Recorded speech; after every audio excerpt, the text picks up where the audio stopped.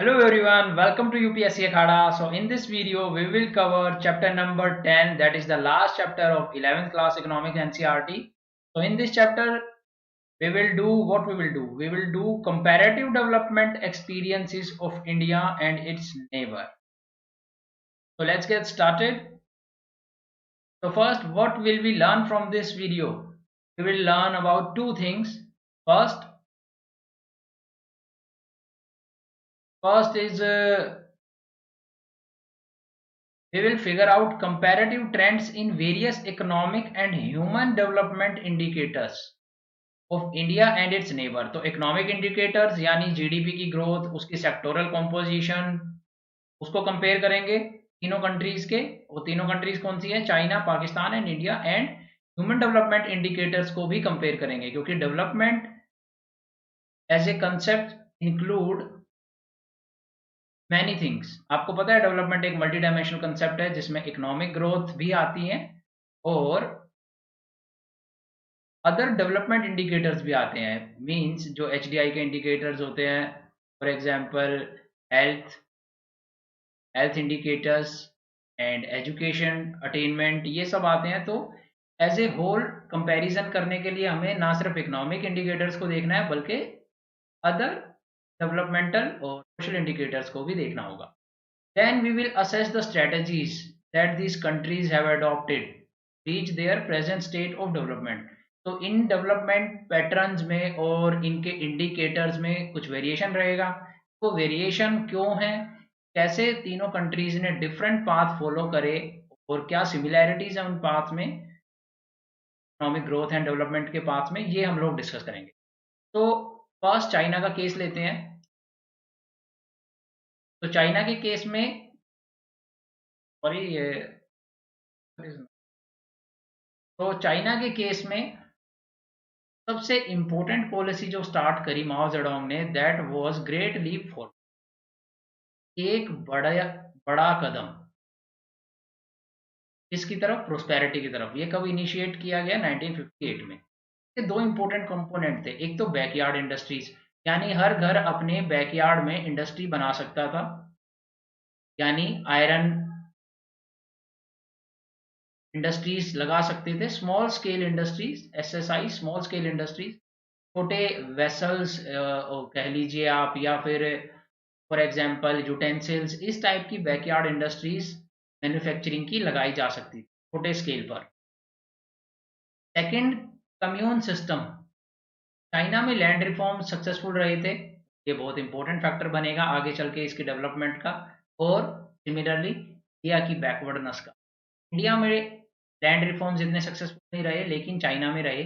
और वहां पर कलेक्टिव कल्टीवेशन का कंसेप्ट लाया गया। मींस एक पूरा का पूरा लैंड लिया गया और कलेक्टिवली सारे फार्मर, ए, बी, सी, डी, ये सारे फार्मर कलेक्टिव कल्टीवेशन करते थे कॉमन लैंड पे, और फिर उनमें रिडिस्ट्रीब्यूशन होता था।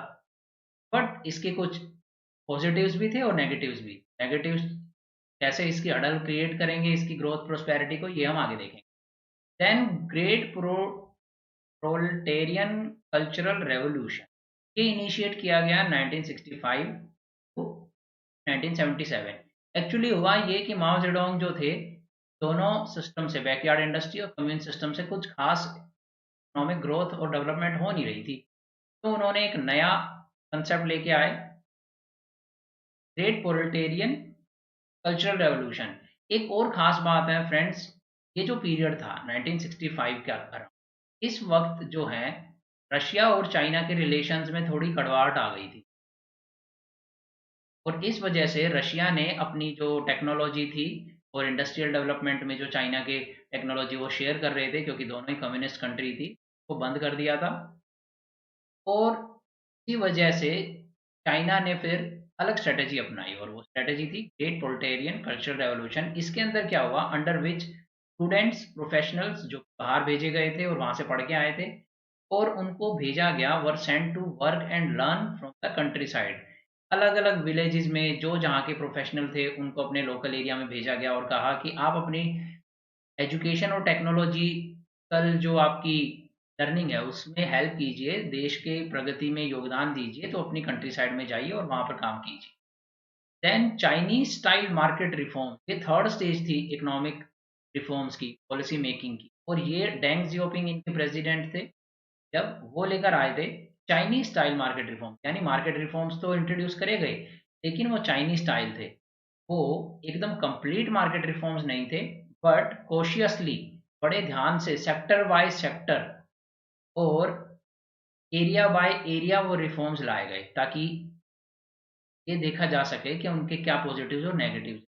और इसी पॉलिसी को जो है इंडिकेट करती है माओ जेडोंग, डेंग जियोपिंग की एक फेमस कोट है कि cross the river by checking the stones, by feeling the stone, cross the river. River है, रिवर क्या है, इकोनॉमिक डेवलपमेंट पॉलिसी है। आपको पता नहीं है कौन सी पॉलिसी के क्या इफेक्ट होंगे, तो आप क्या करेंगे, आप कैसे मूव करेंगे रिवर को, by feeling the stone, stones की फीलिंग लेकर, मीन्स एक एक पैर को फूक फूक के कदम रखना, के कदम रखेंगे आप रिवर को क्रॉस करते वक्त। सिमिलरली एक एक पॉलिसी को एरिया वाइज, सेक्टर वाइज, धीरे धीरे पायलट प्रोजेक्ट बेसिस पर आप इम्प्लीमेंट करेंगे।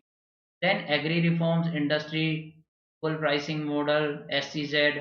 डुअल प्राइसिंग मॉडल के रिफॉर्म्स से रिलेटेड थे, मार्केट रिफॉर्म से ही तो थे। पहले क्या होता था, कम्यून सिस्टम में जब कल्टीवेशन की गई, तो एक साथ कल्टीवेशन करी सबने मिलके, तो उसमें इंसेंटिव कम था कि ए कितनी मेहनत करे, बी कितनी करे, वाइड तो सब में बराबर होना था। तो बाद में क्या करा गया कि जो लैंड था वो तो गवर्नमेंट का ही रहा, लेकिन ए को बोल दिया गया कि, ई को बोल दिया गया कि ये आपका प्लॉट ऑफ लैंड है, ये आप ए का पीस ऑफ लैंड है, ये सी का पीस ऑफ लैंड है, ये डी का। और इसमें आप अपनी अपनी कल्टीवेशन कीजिए, ओनरशिप जो होगी लैंड की गवर्नमेंट की रहेगी, लेकिन जो इसकी फील्ड आएगी वो आपको मिलेगी और उस पर हम टैक्स लगाएंगे। इससे क्या हुआ, इंसेंटिव हुआ। पहले जो फ्री राइडरशिप कर रहे थे कि ए सोच रहा था बी मेहनत कर लेगा, बराबर तो बटना ही है, अब वो बढ़ावा देने लगे चारों को, चारों प्रोड्यूसर्स को इंसेंटिव हुआ एग्रीकल्चर फील्ड को बढ़ाने का। तो ये एग्रीकल्चर रिफॉर्म थे। डुअल प्राइसिंग किसे कहा गया, जो इंडस्ट्रीज स्मॉल स्केल पर लगाई गई थी, और एग्रीकल्चर में भी जो कमोडिटीज जो प्रोड्यूस हो रही थी उनकी प्राइसिंग जो थी, अब वो कैसे प्राइस होंगी, प्राइस दो पार्ट होंगे। अगर आपकी यील्ड जो है 100 यूनिट्स है, तो अराउंड 40 यूनिट्स होंगी आपकी प्रोडक्शन, उसका तो जो है प्राइस डिटरमिन करेगी गवर्नमेंट। और बाकी 40 यूनिट्स का, बाकी 60 यूनिट्स का,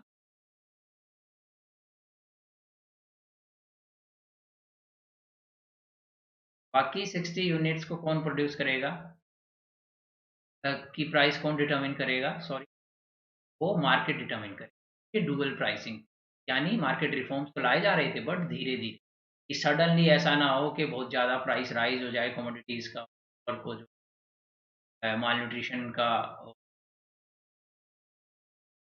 सिमिलरली स्पेशल इकोनॉमिक जोन्स भी चाइना ने पहले इंट्रोड्यूस कर दिए थे। शेंजेन एक एरिया है जहाँ पर इनका काफ़ी शासन। Then let's talk about Pakistan. Pakistan की भी इकोनॉमी जो थी मिक्स्ड इकोनॉमी थी, वहाँ पर भी कुछ प्राइवेट सेक्टर को पार्टिसिपेशन अलाउ की गई और साइमल्टेनियसली एंटरप्राइजेस कर रही थी।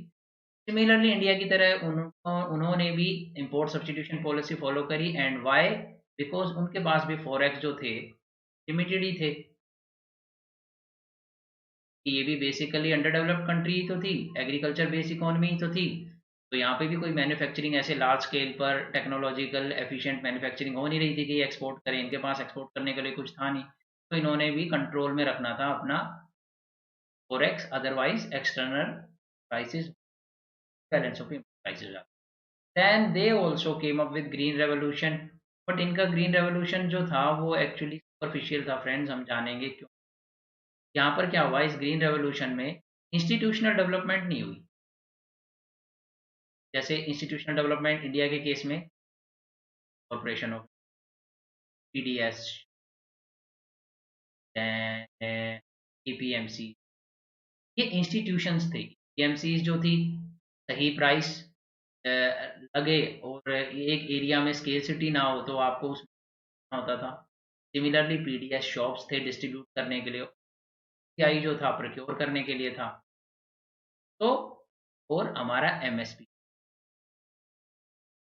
तो ये हमारा इंस्टीट्यूशन डेवलपमेंट। जबकि यूएस में क्या हुआ कि उनको जो है एचवाईवी तो उनको मिल गया, हाइड वैरायटीज, पेस्टिसाइड्स, फर्टिलाइजर्स, लेकिन उनके ये इंस्टीट्यूशंस डेवलप नहीं हुए। तो क्या हुआ कि जो उनकी जो यील्ड थी, प्रेस थी, वो जो उनकी एग्रीकल्चर ग्रोथ थी फ्लक्चुएटिंग थी, बड़ी अनस्टेबिलिटी थी। एक्चुअल एग्रीकल्चर ग्रोथ जो थी अनस्टेबल थी, कभी तो उसमें ज़्यादा ग्रोथ हो जाती थी और कभी कम होती थी। स्टेबिलिटी कम थी, वेरिएशन बहुत ज़्यादा थी। देन इन 1980s उन्होंने, पहले तो उन्होंने भी नेशनलाइज करके रखा था इंडिया की तरह, बट उन्होंने फिर डीनेशनलाइज करा। इन्होंने मार्केट रिफॉर्म शुरू कर दिए थे 1980, यानी 3 years for India. Then China ने कब करे थे? 19 से लागू हुए थे 9।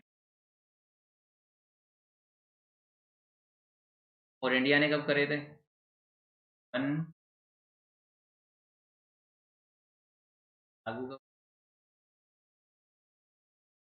ये जो पीरियड है इस 3 year गैप पीरियड बोला जाता है। इंडिया और चाइना के रिफॉर्म में 13 year, 13 साल से पीछे रह गए हम market reform. Then financial support from west, America से इस वक्त काफ़ी सपोर्ट आ रहा था। क्या आप बता सकते हैं कैसे? एक्चुअली रशिया जो था वो अफगानिस्तान में, आपको पता ही है अफगान वॉर हो रहा था। रैम्बो आपने, अफगान वॉर में पार्टिसिपेशन थी रशिया की, और इसी टाइम पर उसे काउंटर करने के लिए यूएस पाकिस्तान को बढ़ावा दे रहा था। यहीं पर इसी टाइम पर तालिबान क्रिएट किया जा रहा था। तालिबान मीन मतलब वर्ड का मतलब होता है स्टूडेंट।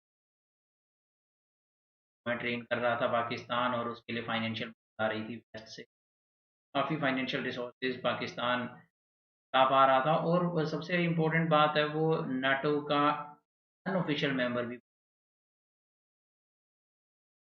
एक्सेप्ट कर ली थी यूएस की साइड, जबकि इंडिया ने ओनली साइड किसी का part India, unofficially they were member of NATO. और साउथ एशिया में भी नाटो की एक सब ऑर्गेनाइजेशन है, एग्जैक्टली मुझे नाम याद नहीं आ रहा बट उसका member. Then they were also getting remittances from. तो यहाँ पर आप वल्नरेबिलिटी देख सकते हैं। क्या वल्नरेबिलिटी? अगर आप नोट करें, वल्नरेबिलिटी ये है कि इन पास जो फोरेक्स थे, या तो फॉरेन एड डिपेंडेंट थे, फॉरेन एड, या फिर रेमिटांसेस। एक्सपोर्ट वजह से इनके पास नहीं आ रहे थे, एक्सपोर्ट बेस फोरेक्स नहीं थे इनके पास, वल्नरेबल थे। रेमिटांसेस को जाता, क्या करते? अगर रेमिटांसेस को कुछ हो जाता या फॉरेन एड रुक जाती सडनली, ये फोरेक्स क्राइसिस के साथ हुआ विवाद। फॉरेक्स क्राइसिस हुआ क्योंकि एक्सपोर्ट सरप्लस तो जनरेट नहीं किया। देन अब हम डिस्कस करेंगे डेमोग्राफिक इंडिकेटर्स का। तो डेंसिटी की बात करी जाए, अगर एरिया में हम पर किलोमीटर, पर 1000 मीटर में कितने पर्सन है वो मेजर करें, तो देखा जाएगा कि चाइना की सबसे लोएस्ट। चाइना जो है एरिया वाइज थर्ड लार्जेस्ट है, area wise third, area wise है। पॉपुलेशन वाइज तो नंबर 1 है, एरिया वाइज थर्ड है, तो डेंसिटी कम है। टू चाइल्ड पॉलिसी भी है चाइना की। का क्या नतीजा रहा है, इससे उनकी जो है पॉपुलेशन की जो रैपिड ग्रोथ हो रही, वो तो कंट्रोल में आई, बट उसका एक साइड इफेक्ट भी हुआ कि उनकी अब जो है वन चाइल्ड पॉलिसी जैसे दो नुकसान हुए। एक तो एल्डरली पॉपुलेशन अब उन्होंने वो हटा दिए हैं, अब वो कर रहे हैं टू चाइल्ड। एक तो एल्डरली पॉपुलेशन है कि यंग बच्चे तो कम पैदा हो रहे थे क्योंकि एक एक ही बच्चा हो रहा था, और वो सारे जो कपल्स थे वो एल्डर होते चले गए, तो पॉपुलेशन प्लस सेक्स रेशो भी बायस्ड हो गई। तो ये साइड इफेक्ट था। अब पाकिस्तान की पॉपुलेशन देखा जाए तो वो 1/10 ऑफ चाइना है, लेकिन पाकिस्तान की फर्टिलिटी ज़्यादा है।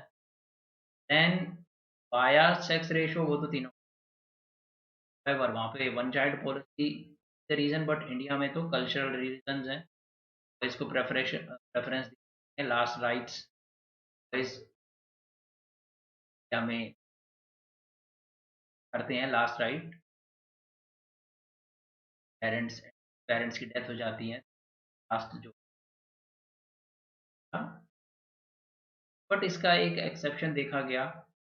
करंट एग्जाम्पल आप इसे की अच्छी लीडरशिप क्वालिटी दिखा, वाजपेयी अटल बिहारी वाजपेयी लास्ट टाइम ऐसे एग्जाम्पलरी करते रहने चाहिए।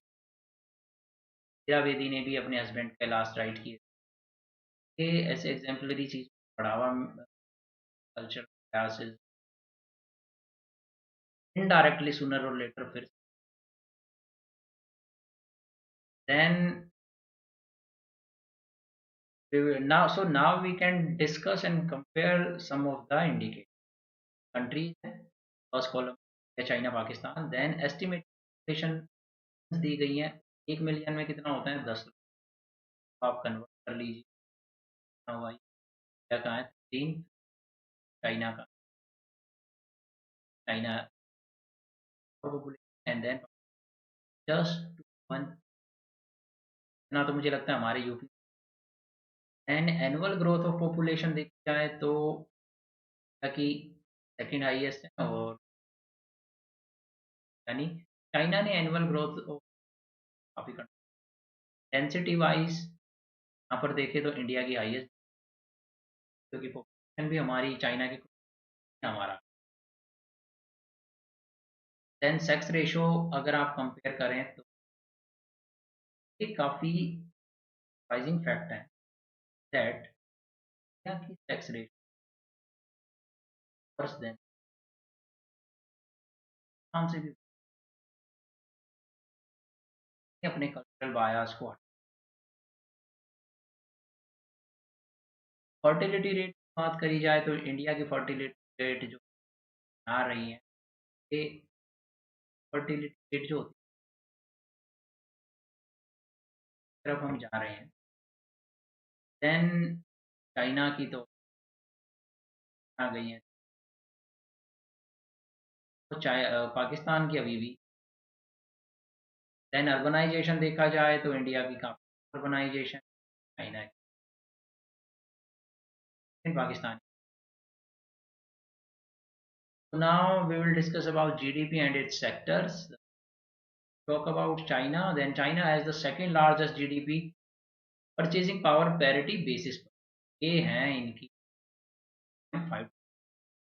लेकिन अगर परचेजिंग पावर पैरिटी पे ना करा जाए तो ये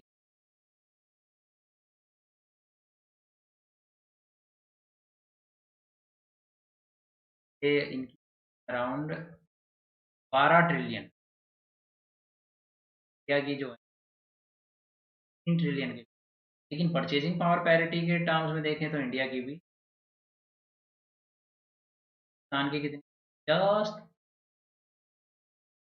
के इंडिया के 11% के करीब, इंडिया की जी 11%।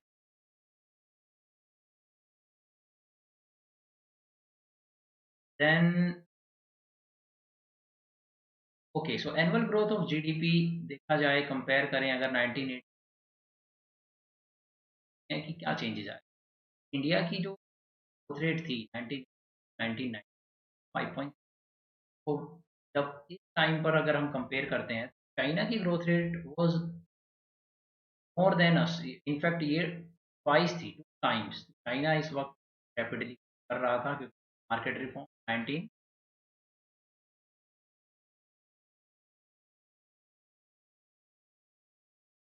मैसिवली डिक्लाइन हो रही थी, then even Pakistan was performing better than, but अब बाद में पाकिस्तान की ग्रोथ रेट कुछ हो गई, जबकि चाइना की है डेफिनेटली, बट चाइना के रिड्यूस होने का अलग रीज़न की। हाउएवर इंडिया की ग्रोथ रेट अब, तो हम इकोनॉमिक्स में सोलो मॉडल पढ़ते हैं, तो ग्रोथ मॉडल होता है वो एक टेक्निकल, आ रहा हूँ आपको होता है रहता है। सोलो मॉडल ये कहता है कि इनिशियली ऊपर होती है, तो रेट ऑफ ग्रोथ होती है वो हायर होती है, कि बेस कम होता है इकोनॉमी का। आप स्टार्टिंग में मान लीजिए 10 रुपए, तो जब वो ग्रो करेगी, बेस कम है, तो बेस पर अगर 10 पर हमने प्लस 10 ऐड कर दी, ज़्यादा हो गया, लेकिन अगर 90 पे 10 ऐड करें तो रेट कम हो जाएगी, रेट इतनी ज़्यादा नहीं होगी। चाइना की ग्रोथ रेट इसलिए कम आने लग गई थी, ऑलरेडी बहुत एब्सोल्यूट टर्म में जीडीपी राइज हो चुकी थी, ऐसी स्टेज की अभी इतनी ज़्यादा नहीं हुई है। कहता है कि लेवल पर रहते हैं fast in faster rate, but China और पाकिस्तान के केस देखा जाए तो पाकिस्तान का तो कोई बेस इतना बड़ा नहीं हुआ है इकोनॉमी का, आप देख सकते हैं, और इस बेस पर भी ये जो ग्रोथ रेट है वो बहुत कम है, तो इसका रीज़न है कि यहाँ पर जो है अनस्टेबल गवर्नमेंट, मिलिट्री R&D कृषि, सारे फैक्टर्स हैं, ये चीज़ है डेमोक्रेसी पे पूरा एक लेक्चर लिया जाता है, ज़्यादा डिस्कस करूँगा, बट हम ये कह सकते हैं कि दैट पाकिस्तान में अनस्टेबल गवर्नमेंट रही 1990s के बाद से काफ़ी, मिलिट्री रूल है इसकी वजह से, ज़्यादा नहीं। देन सेक्टोरल जीडीपी कंपैरिजन, अब सेक्टर वाइज कंपेयर करें तो सेक्टर वाइज अगर आप कंपेयर करते हैं तो China due to topographic and climatic, climate condition ऐसी है, और कुछ वहाँ पे आपको पता है कि यान शान और बहुत सारे शान डेजर्ट्स हैं,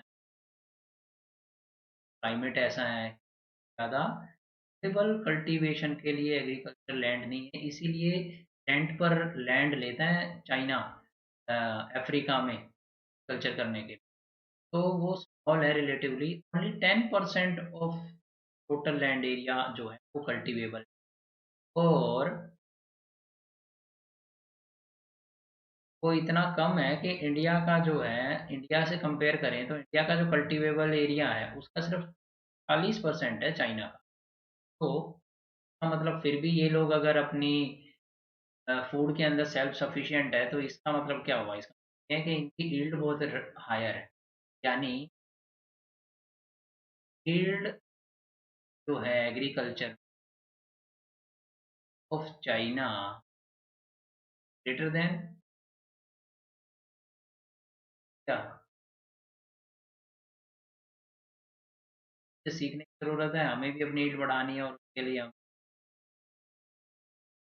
डेवलपमेंट एंड टेक्नोलॉजी पर काम करना पड़ेगा, इंफ्रास्ट्रक्चर को स्ट्रॉन्ग पड़ेगा, जैसे कि हमारे अशोक गुलाटी जी एग्री कहते हैं कि रूरल इंफ्रा पर इन्वेस्ट करने से सबसे ज़्यादा productive and development, extension services provide करते हैं एग्रीकल्चर फार्मर्स को,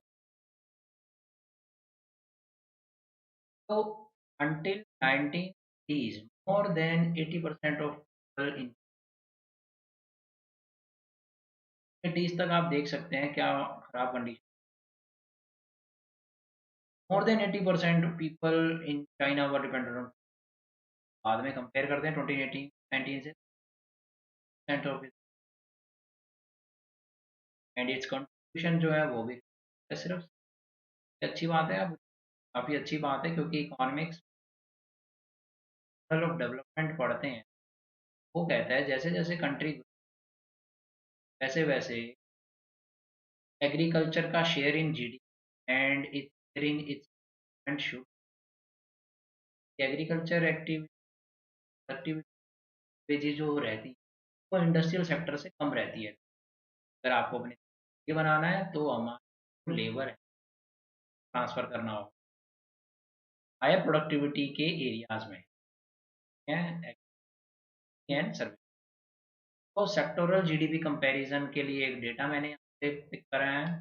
China growth wise India growth. तो इस मॉडल आपको पता ही चल गया है क्या है मैंने बताया।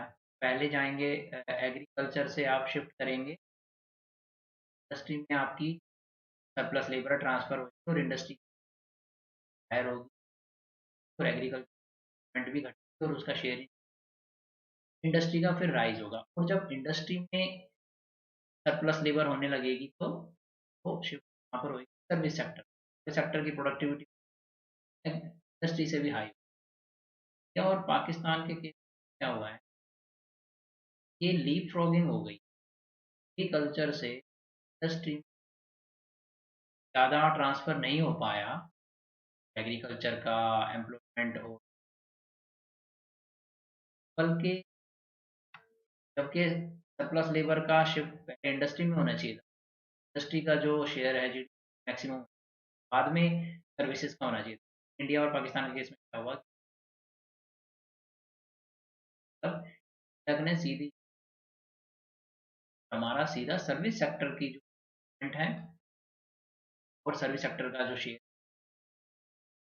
से क्या हुआ, अनस्किल्ड लेबर्स को पॉवर्टी का इशू। सर्विस सेक्टर में ज़्यादातर स्किल्ड जॉब्स ही डेवलप, स्किल्ड लेबर हमारी अभी यानी एग्रीकल्चर में रह गई।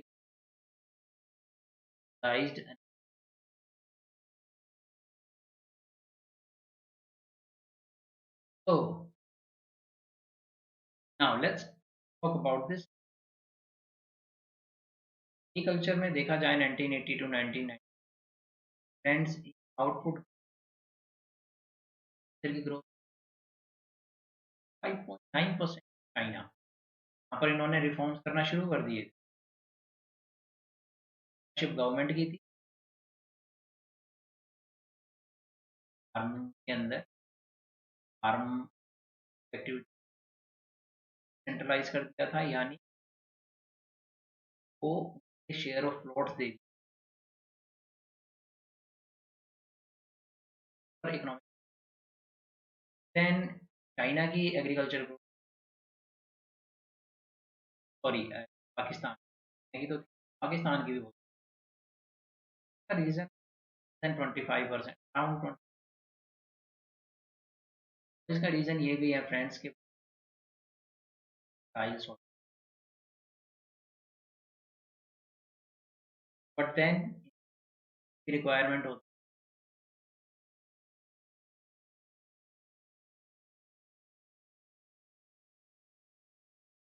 है। जबकि इंडिया ने अभी अपनी ज़्यादा उपजाऊ भूमि काम नहीं आएगी अगर आपने proper institute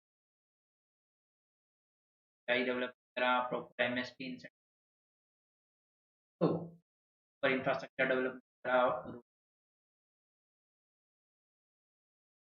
agriculture natural talent तभी तक काम करा Pakistan. Then let's talk about industries. क्या की ग्रोथ चाइना की कर चुकी आ चुके थी, but now if we compare क्या इजली टेक इंडस्ट्री और given the base effect China की still एक respectable. And talk about sector, service sector में ऑलमोस्ट बराबर थी हमारी growth rate, but take off कर चुकी थी due to reforms early reform. अब इंडिया की जो पाकिस्तान ने अनस्टेबल का परफेक्ट एग्जांपल है जहाँ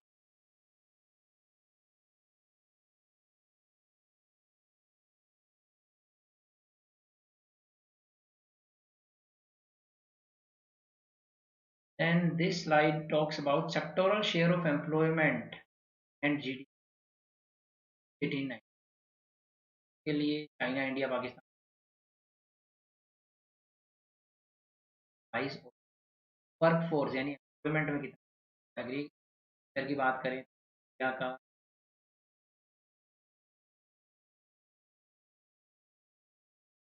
पाकिस्तान अभी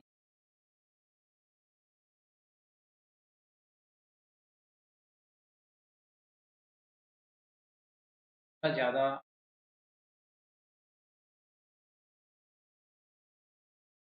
इंडिया का भी ऑलमोस्ट।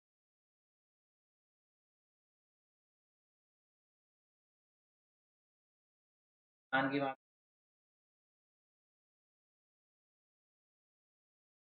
इंडस्ट्रियल सेक्टर की बहुत बहुत होती है, लेबर एम्प्लॉय,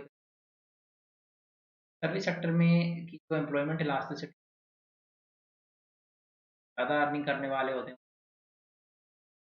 ज़्यादा अनस्किल्ड इंडस्ट्री सेक्टर का जो उसका, चाइना की बात करें तो देखिए चाइना का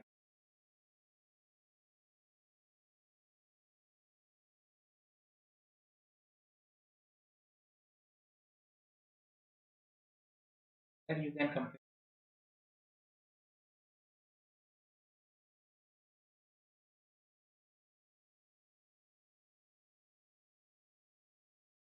data. Then indicators of human development, economic develop indicators की तो बात कर ली, अब बात कर लेते हैं। तो ह्यूमन डेवलपमेंट की बात करी जाए तो देखिए इंडिया का जो है better than still performing Pakistan है। एशिया इंडेक्स आप देख सकते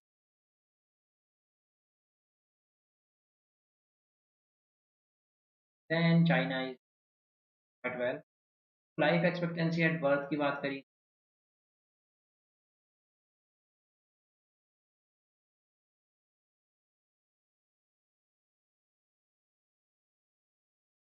percentage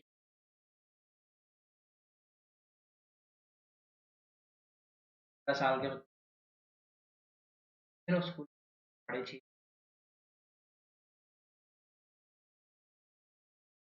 gross national income per capita देखा जाए तो इंडिकेटर से पर ये जो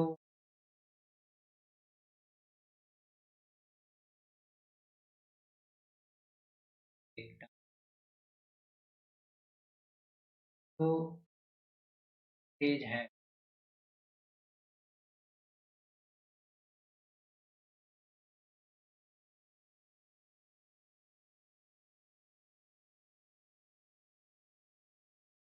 तेंदुलकर कमेटी के हिसाब से कितने हैं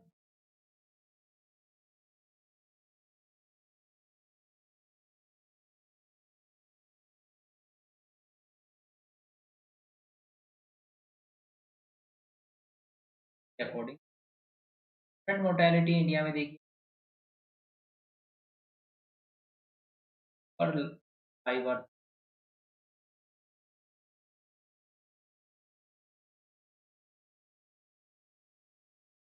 टर्नर मोर्टेलिटी आपका, population using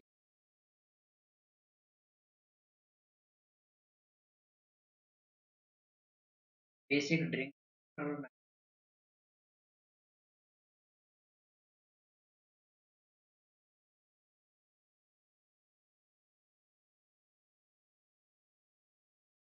then development strategies. अब डेवलपमेंट स्ट्रेटजीज क्या बोली गई, चाइना की जो were initiated in China in 1990,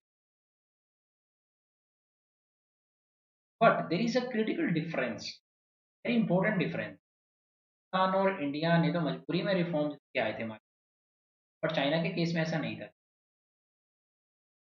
feeling the stones under the river China ने। So, why did China introduce structure in 1978? China did not have any compulsion to.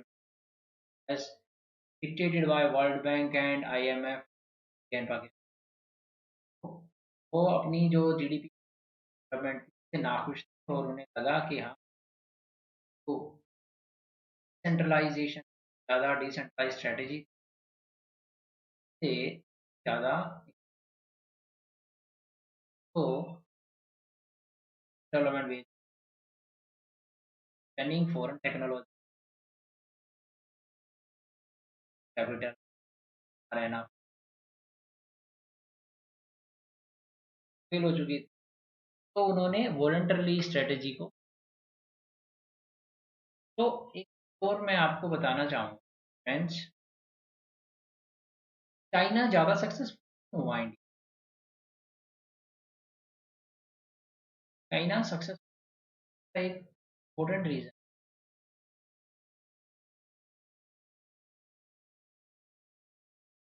कि India में जब मार्केट रिफॉर्म लाए गए ना, आप सबको पता है,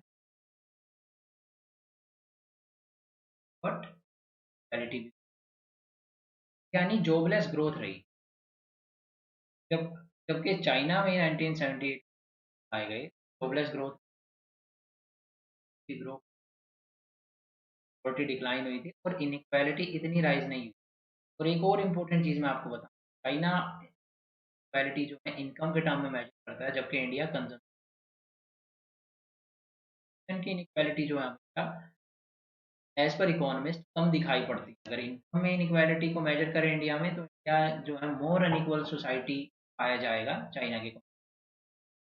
चाइना की इनकम इनइक्वालिटी अराउंड 0.4 रहती है। एक अनऑफिशियल एस्टिमेट है सिक्योरिटी का, और कहता है कि इंडिया में जो है GDP की ग्रोथ हुई, उसका बेनिफिट कुछ लोगों को मिला, जबकि चाइना में ऐसा नहीं हुआ। बट इतनी रीजन क्या है फ्रेंड्स, उसका रीजन आपको बता। लैंड रिफॉर्म इंडिया में लैंड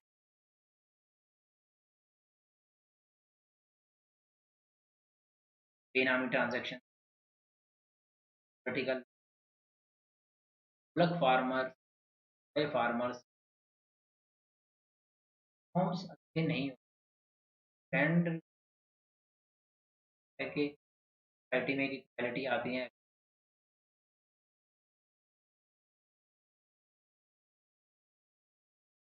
फिर और रीजन था इंडिया में डेमोक्रेसी है, तो आ,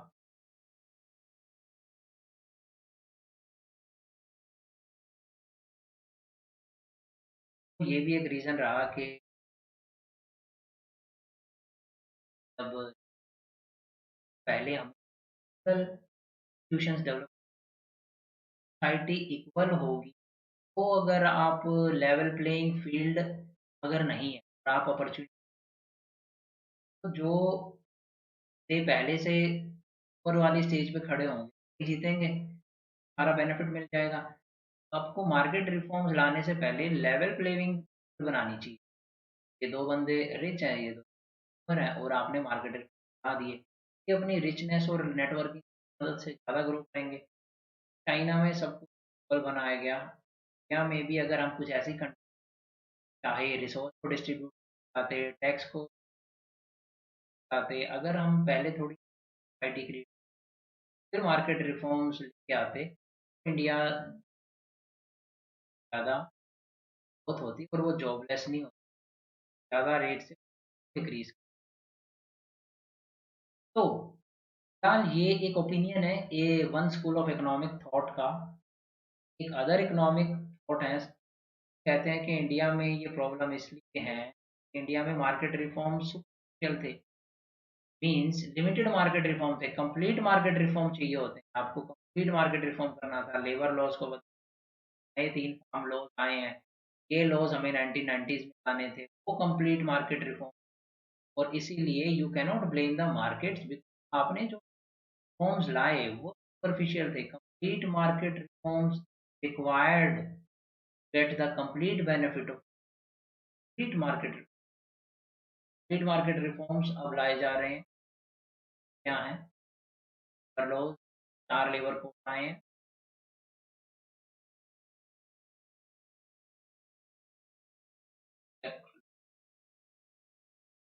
हावेवर इनमें कुछ सर्टेन डिपेंडेंसीज, वो एक अलग इशू है। फिलहाल वीडियो में इतना ही फ्रेंड्स। बाकी जो डिस्कशंस हैं वो higher lectures require, higher advance lectures में कवर करने वाले इश्यूज हैं, तो मैं यहाँ पर उसे नहीं डालूंगा। बिकॉज आई वांट कि अगर कोई 11th के स्टूडेंट देख रहे हैं तो इन बेनिफिट और वो ना हो जाए। तो so then bye bye, take care, and if you have liked this video then please subscribe our channel, share this video. See you in the next video.